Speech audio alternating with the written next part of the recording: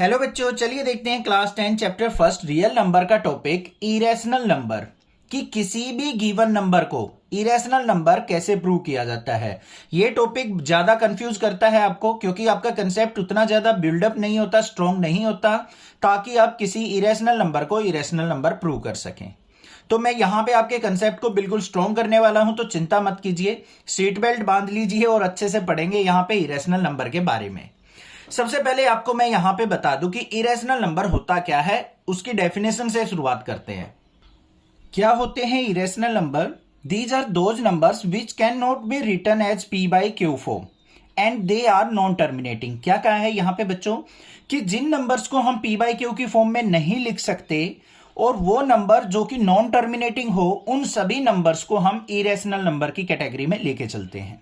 ठीक है, अब एग्जांपल यहां पे देख लो, पाई है। पाई की अगर वैल्यू देखोगे ना तो आपको मिलेगी 3.14159265 अप टू इन्फिनिटी। कितनी ही आगे तक चले जाओ आपको ये डिवाइड कंप्लीट कभी भी दिखाई नहीं देगी। तो ये नंबर क्या हो गया? Irrational number. ऐसे ही √2 हो गया, √3 हो गया, √5 हो गया। इनकी वैल्यूज मैंने लिखी हैं, बट ये हमारे क्या होते हैं? नॉन टर्मिनेटिंग नंबर होते हैं। इनकी कंप्लीट डिवीजन आपको कभी भी दिखाई नहीं देगी। तो वो नंबर सारे के सारे हमारे क्या कहलाते हैं बच्चों? इरेशनल नंबर कहलाते हैं। बात आ गई समझ में? अब छोटी सी और बात समझ लेते हैं। एक तो ये वाली बात हो गई कि रूट वाली टर्म आपको दिखती है तो हमारे को अच्छे से पता लग जाएगा कि सर ये इरेशनल नंबर है। ठीक है, अब अगर मान लो इस तरीके से दे रखा हो 2 + √3 दे दिया। 2 क्या है? हमारी एक इंटीजर वैल्यू है। उसमें अगर हम एक इरेशनल नंबर को ऐड कर देते हैं तो वो भी हमारा क्या आ जाएगा? Irrational number. ये कंसेप्ट है, ध्यान से समझ लेना भाई। अगर किसी इरेशनल नंबर को रेशनल नंबर में ऐड करते हैं तो वो उसको भी इरेशनल नंबर बना देता है। ठीक है, सब्ट्रैक्ट करते हैं, मान लो 3 - √3 कर दिया या फिर 1/√3 कर दिया इस तरीके से, या फिर हमने क्या कर दिया 2√3 लिख दिया, 2 की मल्टीप्लाई कर दी √3 से, डिवाइड कर दिया 2/√3 कर दिया, या फिर 2/√5 कर दिया। तो ये सारी चीजें क्या करेंगे? अगर किसी के अंदर आपको एडिशन में, सब्ट्रैक्शन में, मल्टीप्लीकेशन में, डिवीजन में साथ में इरेशनल नंबर दिख गया ना, तो वो उस रेशनल नंबर को भी इरेशनल नंबर बना देगा। ये चीज ध्यान रखनी है बस आपको। ठीक है, क्लियर हो गई बात?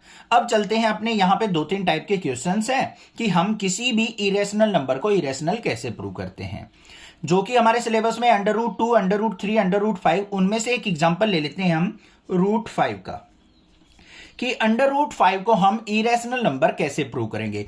कंसेप्ट बिल्कुल सारा का सारा ध्यान से समझना है। ठीक है, चलो देखते हैं किस तरीके से क्वेश्चन देखने को मिलेगा आपको। Prove that √5 is an irrational number. 3 marks में या 4 मार्क्स में आपका 110% क्वेश्चन आएगा। √2 भी आ सकता है, √3 भी आ सकता है, √5 भी आ सकता है। तीनों का सेम कंसेप्ट है। या फिर जैसे 2 + √5 आ जाए, 2 - √5 आ जाए, जैसे अभी मैंने कुछ इरेशनल टर्म लिखी थी वो आ जाए। किसी भी नंबर को अगर इरेशनल प्रूव करना है ना, तो आपको क्या करना है? सबसे पहले उस नंबर को, गिवन नंबर को रेशनल नंबर एज्यूम करके चलना है कि हम उस नंबर को p/q की फॉर्म में लिख सकते हैं। फिर हम क्या करते हैं? लास्ट में चलते चलते उसके डेरिवेशन में हम अपनी अजम्पशन को ही रॉन्ग प्रूव कर देते हैं कि हमने जिस गिवन नंबर को रेशनल माना था वो हमने गलत मान लिया। अब कोई भी नंबर रेशनल नहीं है तो वो अपने आप में क्या हो जाएगा बच्चों? इरेशनल नंबर हो जाएगा। बस ये काम करना है हमें सभी क्वेश्चंस में। तो देखो यहां पे सबसे पहले क्या करेंगे? Let √5 is a rational number. Rational number, सबसे पहला काम हमने ये कर लिया। √2 या √3 दे रखा होता तो उसको भी हम क्या मान लेते? रेशनल नंबर मान लेते। अब ये रेशनल नंबर है तो भाई हम इसको p/q की फॉर्म में लिख सकते हैं या नहीं लिख सकते हैं? तो यहां पे ऐसे ही लिखेंगे, सो दैट √5 = p/q मान लो, a/b मान लो, या फिर r/s मान लो, जो भी आपका दिल करे ना वो मान सकते हो। ठीक है, चलो भाई हम एक p/q से मान के करते हैं या फिर a/b ही ले लेते हैं क्योंकि हम वही यूज कर रहे हैं मोस्टली। तो a/b की फॉर्म में हमने क्या कर दिया? इसको राइट डाउन कर दिया। अब ये a और b हैं क्या? a b आर को प्राइम इंटीजर्स। ये हमारे क्या है, को प्राइम इंटीजर्स हैं। और जो डिनोमिनेटर है b, वो कभी भी हमारा 0 के इक्वल नहीं लिया जाएगा। ये दो कंडीशंस होनी कंपलसरी हैं। अगर यहां पे p बाई क्यू लेके चलोगे ना, उससे भी हो जाएगा। तो आपको क्या लिखना है, p क्यू आर द को प्राइम इंटीजर्स, इस तरीके से ले लेना है। पहला काम खत्म हो गया आपका। अब हमें क्या करना है, यहां पे क्रॉस मल्टीप्लाई करनी है। √5b इज इक्वल टू किसके आ गया, a के इक्वल। हमें रूट की टर्म को फिनिश करना है, यहां से एंड करना है। तो हम क्या करेंगे, squaring both side, square both side, दोनों साइड हम क्या कर लेंगे भाई, स्क्वेयर कर लेते हैं। तो क्या बना, √5b इसका square is equal to a का स्क्वेयर। इसको अलग अलग करके लिखेंगे तो क्या हो जाएगा, √5 का स्क्वेयर और b का square is equal to a square. Square से रूट कैंसिल, तो ये क्या आ गया मेरे पास, 5b square is equal to a square. इसको मान लेते हैं इक्वेशन नंबर फर्स्ट, क्योंकि इसका यूज होने वाला है आगे क्वेश्चन में। अब यहां पे ध्यान से देखो बच्चों, 5 क्या है, लेफ्ट साइड मल्टीप्लाई में है, राइट साइड जाएगा क्या हो जाएगा, डिवाइड में हो जाएगा। तो b square is equal to क्या आ गया मेरे पास, a स्क्वेयर बाय 5। इसका मतलब क्या है कि a स्क्वेयर 5 से डिविजिबल है, कि a स्क्वेयर को हम 5 से डिवाइड कर सकते हैं। तो यहां पे क्या लिखेंगे, a square is divisible by 5, divisible by 5, कि a स्क्वेयर हमारा क्या है, 5 से डिविजिबल है। अब a स्क्वेयर 5 से डिविजिबल है तो a भी हमारा डिविजिबल बाय 5 होगा। a is also divisible by 5, divisible by 5। ऐसा क्यों होगा, समझो ध्यान से, रटना नहीं है कुछ भी कि याद कर लिया भाई कि यहां पे a स्क्वेयर 5 से डिविजिबल है, ये तो हमें दिखाई दे रहा है, बट a को डिविजिबल बाय 5 कैसे मान लिया सर ने। देख लो ध्यान से, आप कोई भी एक a स्क्वेयर कोई भी एक ऐसा नंबर मानो जो कि कंप्लीट स्क्वेयर हो और 5 से डिविजिबल हो। एग्जाम्पल के तौर पर मान लो आपने 625 मान लिया, a स्क्वेयर अब हमारा 5 से डिविजिबल है। यहां से अगर मैं a की वैल्यू बोलूं आपसे कि a की वैल्यू निकालो बच्चों, तो a की वैल्यू क्या निकलेगी, 625 का अंडर रूट करो, 625 का रूट ऐसे, तो a की वैल्यू हमारे पास निकल गई 625 का अंडर रूट क्या हो गया, 25। तो ध्यान से देखो बच्चों, अगर a स्क्वेयर 5 से डिवाइड हो रहा था हमारा, तो a भी तो 5 से डिवाइड हो रहा है। यही चीज तो लिखी है मैंने बस। अब आ गई ना बात समझ में, अब कोई दिक्कत नहीं होनी चाहिए कि अगर a स्क्वेयर 5 से डिवाइड होता है तो a भी हमारा 5 से डिवाइड होता होगा। क्लियर बात। अब इसकी बेसिस पे हम एक चीज लिख सकते हैं, क्या लिखेंगे वो, as a is divisible by 5, divisible by 5, then a equal to 5c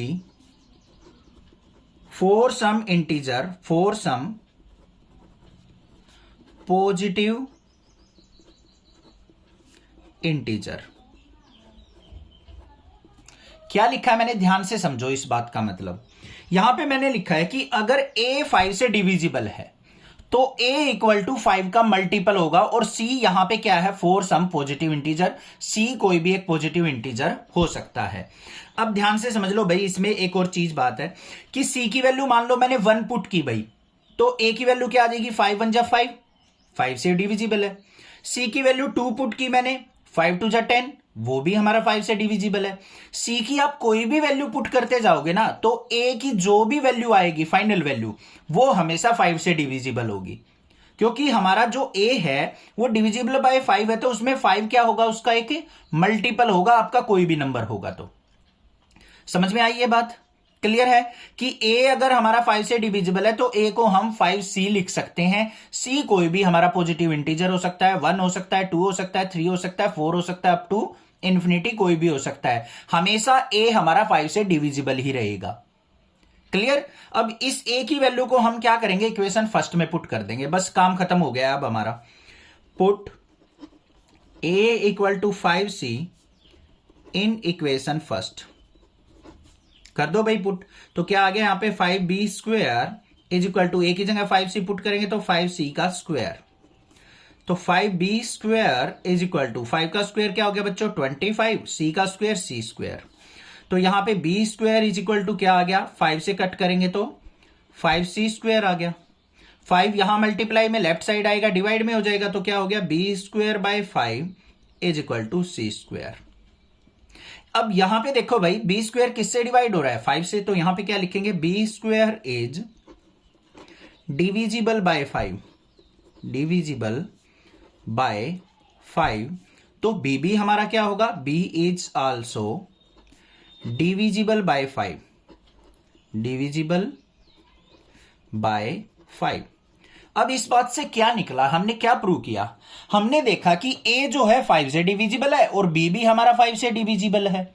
इसका मतलब 5 दोनों का, a और b का क्या है कि कॉमन फैक्टर है। तो यहां पे लिखेंगे सो 5 इज कॉमन फैक्टर ऑफ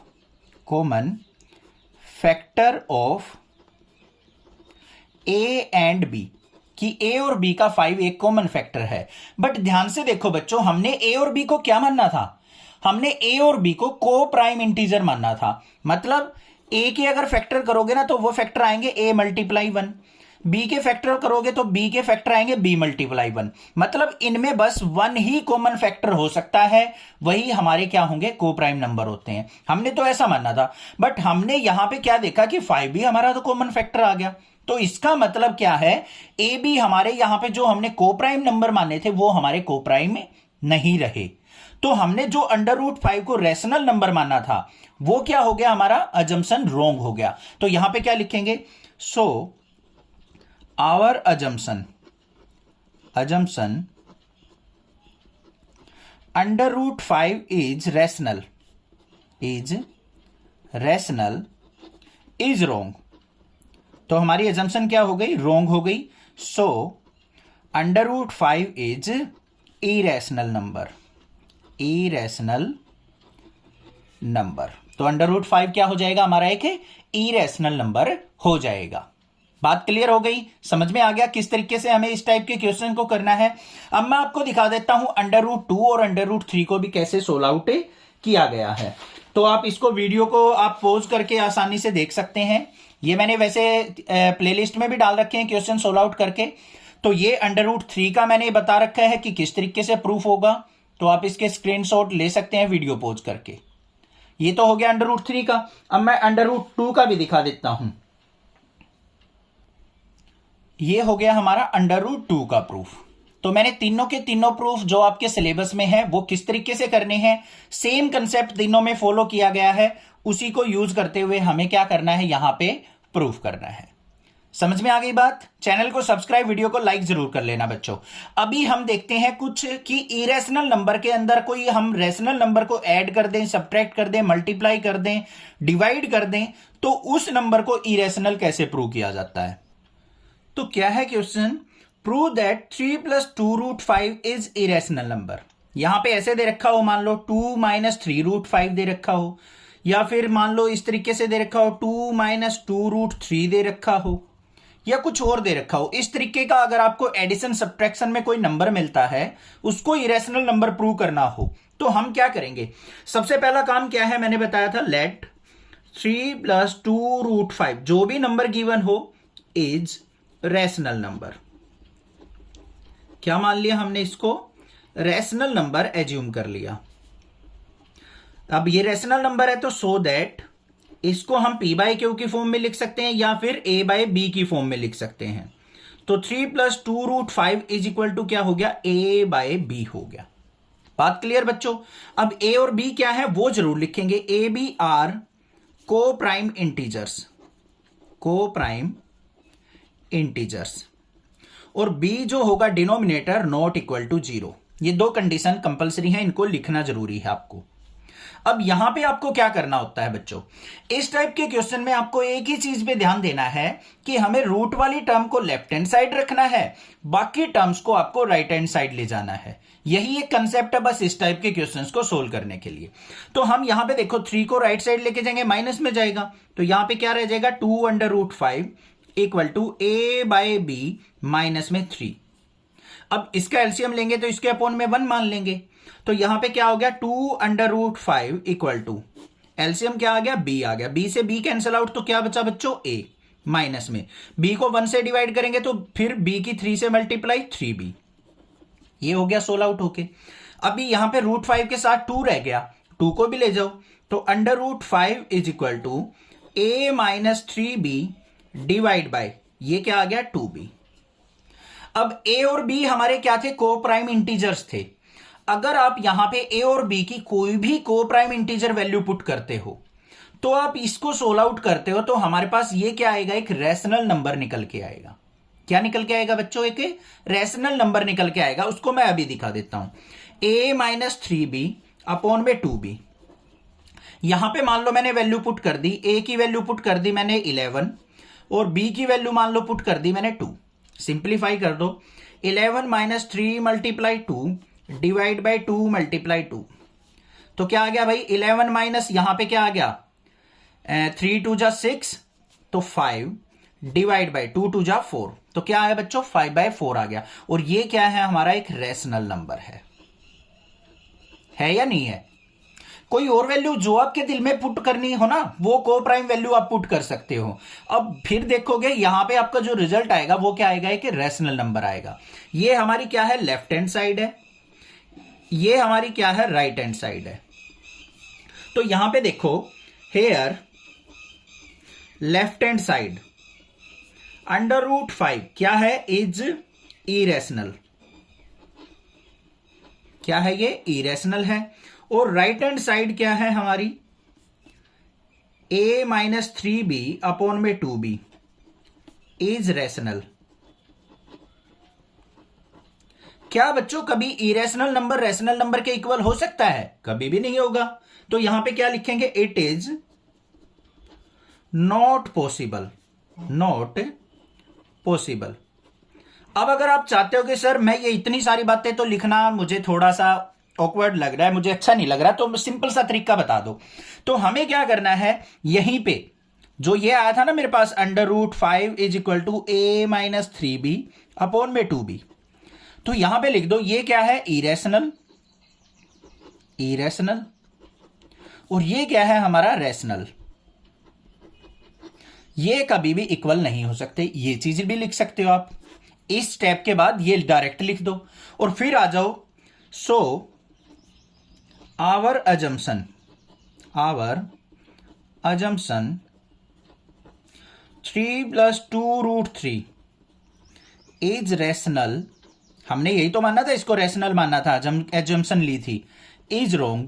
तो हमारी एजम्पशन क्या है, रोंग है। अब रोंग है तो अपने आप ही क्या हो गया, सो 3 + 2√3 is irrational number, irrational number. अब ये √5 है भाई, ध्यान से देख लेना, हमने यहां पे गलती से 3 लिख दिया था। कोई भी हो सकता है, √3 हो √5 हो, कोई दिक्कत की बात नहीं है, ठीक है। तो हमें इस तरीके से अपने नंबर को इरेशनल प्रूव करना है। बात आ गई समझ में। एक और टाइप बता देता हूं, अगर हमारा डिवाइड या मल्टीप्लाई में हो तो उसको इरेशनल प्रूव कैसे करते हैं। अगर इस टाइप से क्वेश्चन मिल जाए, प्रूव दैट 3/√5 इज इरेशनल, तो हमें सिंपली क्या करना है, let 3/√5 is rational, rational number. पहला काम यही होगा हमारा। अब ये रैशनल नंबर है तो सो दैट 3/√5 p/q की फॉर्म में हो सकता है। हम a/b लेके चल रहे हैं हर एक क्वेश्चन में, तो यहां पे चलो भाई p/q ले लेते हैं। कुछ टीचर्स p/q की फॉर्म में भी कराते होंगे तो p/q से समझा देते हैं। रटना नहीं है हमें कुछ भी, अगर रट रखा होगा ना तो आप गड़बड़ करोगे। समझ रखा है, कंसेप्ट समझ रखा है, तो आपको यहां पे p/q की जगह कोई ये बोल देना कि x/z लेके करो, आप तब भी कर दोगे। तो यहां पे p और q क्या होंगे हमारे, p q r को प्राइम इंटीजर, को प्राइम इंटीजर, और q क्या होगा, नॉट इक्वल टू 0 होगा।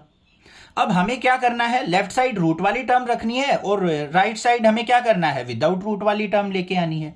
तो भाई देखो 3 को हम कहां लेके आएंगे, नीचे। तो यहां पे क्या हो गया, 1/√5 इज इक्वल टू p/3q।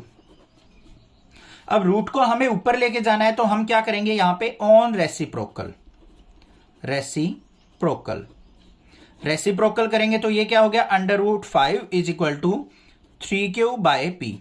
मतलब न्यूमरेटर का डिनोमिनेटर, डिनोमिनेटर का न्यूमरेटर बन गया।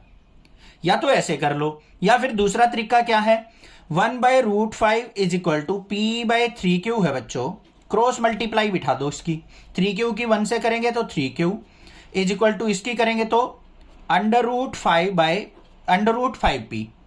अब p को नीचे लिया हो तो 3q/p इज इक्वल टू किसके आ गया, √5 के। यही चीज आ गई या नहीं आ गई।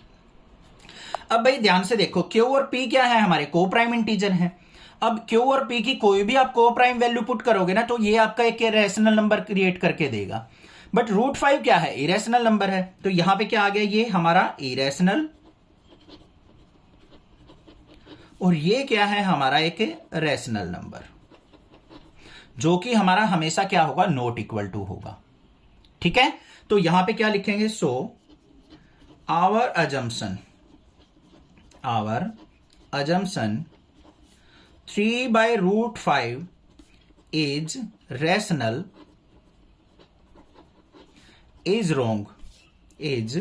रोंग। हमारी अजम्पशन क्या हो गई, रोंग हो गई। सो 3/√5 क्या हो जाएगा, इज इरेशनल नंबर। बस हो गया प्रूव। अब आपके माइंड में कोई भी दिक्कत नहीं रही होगी कि कोई भी इरेशनल नंबर है तो उसको इरेशनल कैसे प्रूव किया जाता है। ठीक है, चैनल को सब्सक्राइब, वीडियो को लाइक जरूर करना, ज्यादा से ज्यादा शेयर करना। आपको हर एक चैप्टर के एक्स्ट्रा क्वेश्चंस भी करवाऊंगा, सीबीएसई द्वारा पूछे गए क्वेश्चंस भी करवाऊंगा, और कुछ एग्जाम्पलर से भी, और एनसीईआरटी के एग्जाम्पल्स वगैरह सब कुछ करवाऊंगा। 100 आउट ऑफ 100 मार्क्स लाने की गारंटी है। आप साथ में मेहनत करते रहो बस। ठीक है, थैंक यू स्टूडेंट्स।